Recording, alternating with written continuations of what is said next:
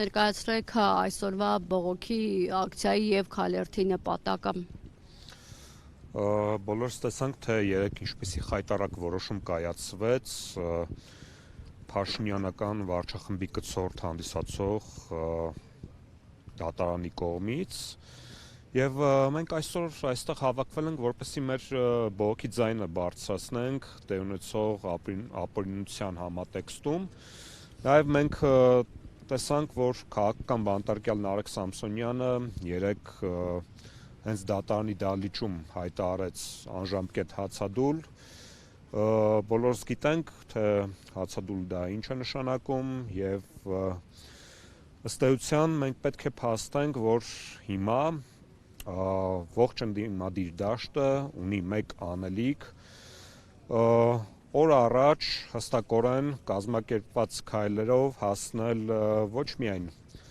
Նարեկ Սամսոնյանի, Վազգեն Սահաթելյանի, այլև բոլոր քաղաքական բանտարկյալների ազատ հարձակմանը։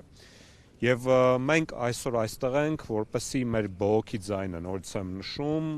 բարձրացնենք տեղ ունեցողի համատեքստում, Նարեկ Սամսոնյանի բողոքի ձայնը ավելի բարձրացնենք մեր հանրության, մեր հասարակական, քաղաքական ընդդիմադիր ուժերի համար, եւ պետք է փաստեմ, որ այսպիսի միջոցառումները լինելու են ըստ էության շարունակական։ Նարեկ Սամսոնյանի հացադուլի վերաբերյալ տարբեր կարծիքներ են հնչում, մի մասը, որ անիմաստ է նման քայլի գնալ, դա իշխանություններին ճնշման մեթոդ չէ, դուք ինչ գնահատական կտաք այս կարծիքներին։ Գիտեք, այժմ այնպիսի պահ է, որ ձեր նշած կոչերին ես ծանոթ եմ կամ կարծիքներին, բայց նորից եմ նշում, այսօր պետք է ոչ թե խոսել կամ կոչեր հնչեցնել, այլ գործնական քայլեր իրականացնել քաղաքական բանտարկյալների հարցում իրավիճակի բեկումնային փոփոխության համար։ Նարեկ Սամսոնյանը գնացել է անձնազոհության, հստակ գիտակցելով, թե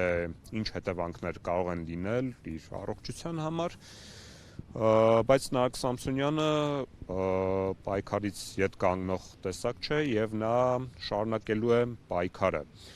Ինչն էր, հատկապես ինչից հետո դիմեց նման քայլի։ Կարծես թե դատավճիռը սպասելի էր, սովորաբար երբ հացադուլ են հայտարարում, նշանակում այնպիսի մի զազրելի բան տեղի ունեցավ, որ այլևս դիմանալու տեղ չկա։ Գիտեք, այս քրեական գործը այն աստիճան աբսուրդային է, որ փաստացի հետույք բառը օգտագործելու համար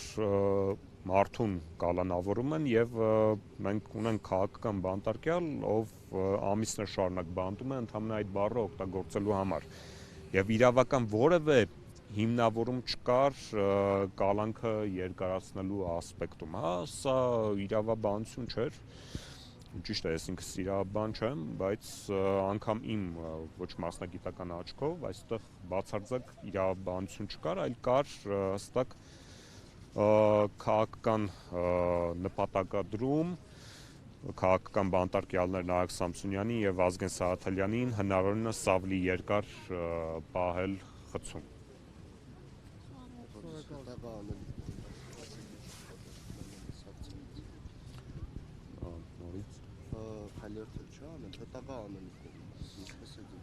Հետագա անելիքների մասին ես նշեցի, որ այս